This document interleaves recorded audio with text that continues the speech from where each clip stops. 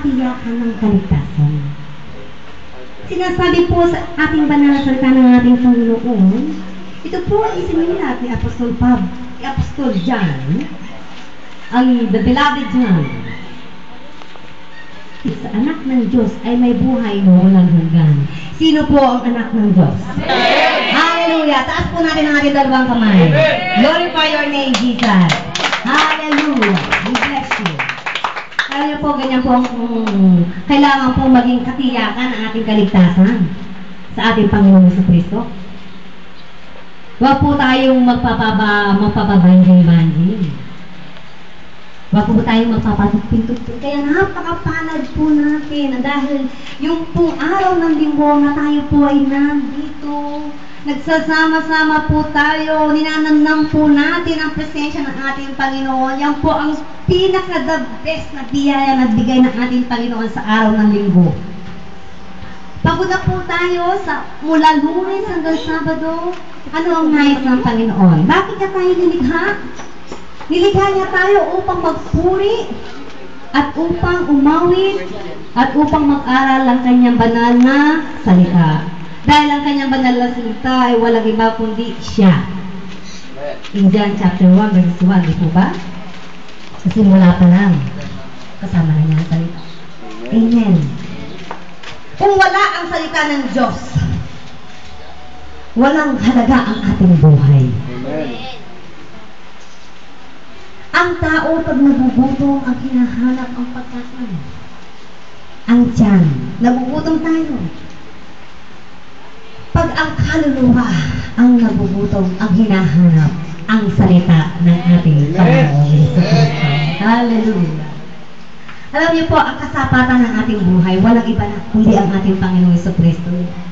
Busog ka man sa lahat ng bagay. Mabusog ka man ang mabusog sa pagkain, sa lahat ng karangyaan sa mundo ito. Ngunit may kulang sa ating buhay.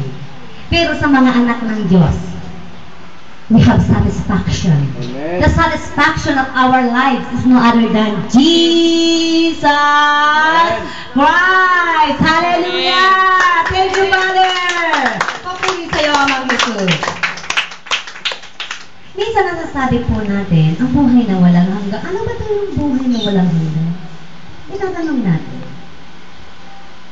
Maaaring sa mga tagalabas na hindi nakakaunawa, ang buhay na walang hanggan ay parang kasabihan lamang na hindi nila maunawaan.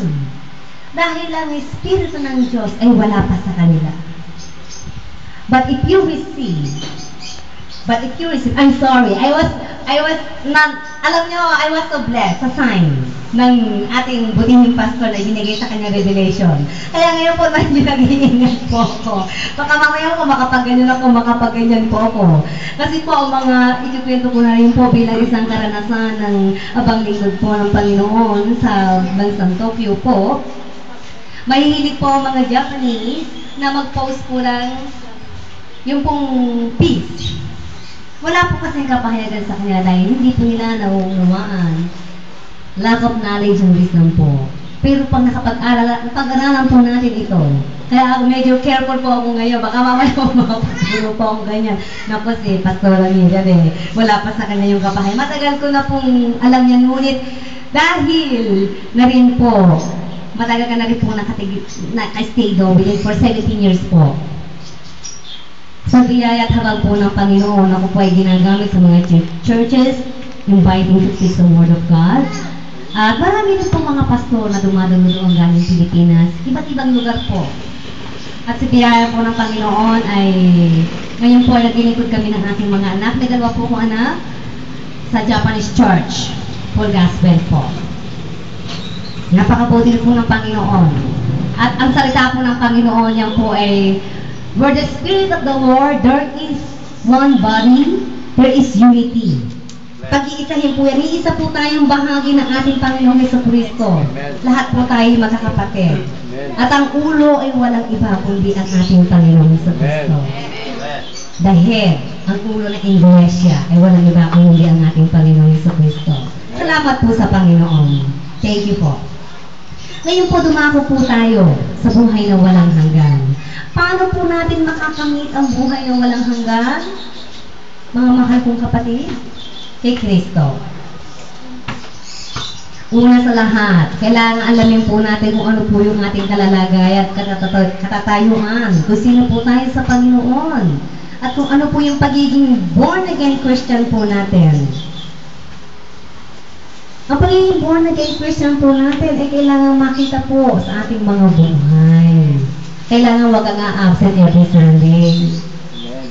Alam niyo po, ang isang kaluluwa po na wala po dito every Sunday. Nalulungkot po ang ating butihing pastor. Hinahanap niya po kayo. Nasaan na si brother? Nasaan na si sister? Nasaan na si auntie, si kuya? Ano na nangyari sa kanya? Alam niyo, ang mga pastor, hindi na po natutulog yan. Kapapanalangin sa bawat isa po, bawat isa po na ipinagkatiwala ng Panginoon. At higit sa lahat po, sino po ang nalulungkot? Ang ating pong Panginoong Jesucristo. Dahil naginis niya yung pagpupuri niya sa'yo. Ipagpupuri mo sa Kanya. Yung makasama Kanya, makapellowship Kanya. Yan po ang naginis ng ating Panginoon. Bukod pa po yung devotion natin individually and corporately. Kailangan po sama-sama yan every Sunday. Yan po ang nais ng ating Panginoon. Hallelujah! At para po matiyakan po natin ang kaligtasan ng Panginoon, continue po tayo every Sunday. Huwag po tayong papalila. Mga mahal kong kapatid, kung sa kalimang po hinihingi po ng pagkakataon na tayo po ay hindi makagalo minsan, itawag po natin